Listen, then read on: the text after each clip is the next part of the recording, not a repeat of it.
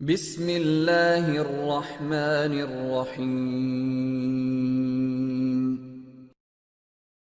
نماز پڑھنے والے اگر نماز کی روح سے آشنا ہو جائیں کہ یہ محض اوپر نیچے ہونے کی مشق نہیں ہے، بلکہ یہ اللہ کے حضور اپنی نیازمندی کا اظہار ہے، اپنی عجز کا اظہار ہے، تو پھر نماز ان کو وہ مقام دیتی ہے اور وہ شعور بخشتی ہے کہ جو بے نمازی کے نصیب میں کہاں۔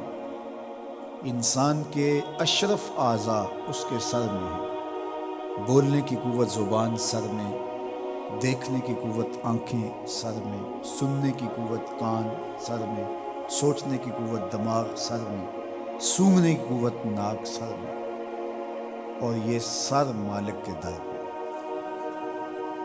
اور زبان سے بندہ کیا کہہ رہا ہے؟ سبحان ربی الاعلی، مالک تو سب سے اعلیٰ ہے۔ اور اپنا رویہ اور عمل کیا ہے کہ اپنی ناک بھی خاک پہ رکھی ہے، پیشانی بھی خاک پہ رکھی ہے، اور باقی اعضاء بھی خاک پہ ہیں۔ تو گویا عملاً یہ بتا رہا ہے مالک مجھ سے نیچا کوئی نہیں اور تجھ سے اونچا کوئی نہیں۔ اور اگر وہ نماز کی روح سے آشنا ہو جائے تو سجدے سے سر اٹھانے سے قبل اللہ سارے اس کے بوجھ اتار دے، اس کے من میں روشنیاں کر دے۔ تو نماز بندگی کا شعور دیتی ہے، من میں چراغاں کرتی ہے۔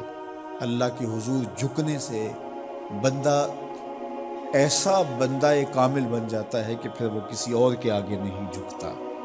تو اپنی اولاد کو نماز کی محبت دو، نماز کی ترغیب دو، نماز کی عادت دو اور نماز کا حکم دو، اور ان کی عادت راسخ ہو جائے، طبیعت میں پختگی کے ساتھ نماز کو اختیار کرنا ان کی طبع میں جم جائے۔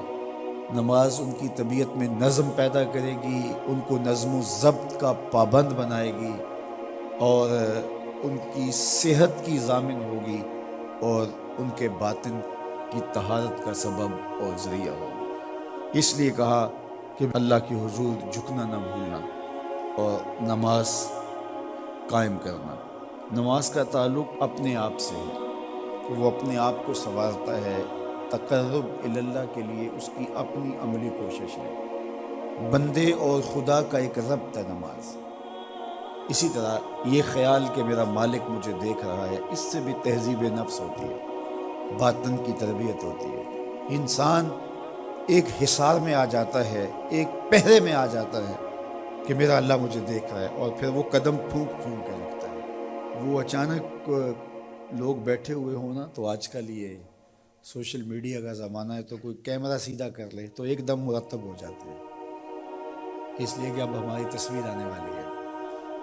یا کوئی کسی کو کہے کہ جناب آپ لائیو جا رہے ہیں، تو وہ بالکل اپنی حرکات سکنات منظم کر لیتے ہیں، کپڑے سیدھے کرنے لگ جاتے ہیں، اس لیے کہ ہم لائیو جا رہے ہیں۔ وہ لائیو چاہے 5 آدمی دیکھ رہے ہیں، چاہے 10 آدمی دیکھ رہے ہیں، لیکن پھر بھی کیونکہ ہم لائیو جا رہے ہیں تو اپنی حرکات سکنات مرتب کر لیں گے، منظم ہو جائیں گے۔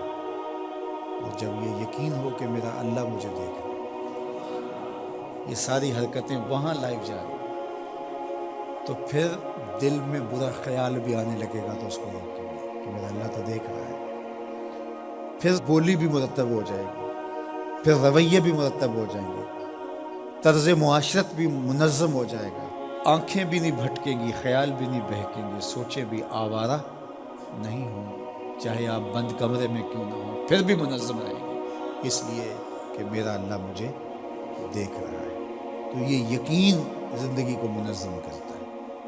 تو اس کا تعلق بھی انسان کی ذات سے تھا۔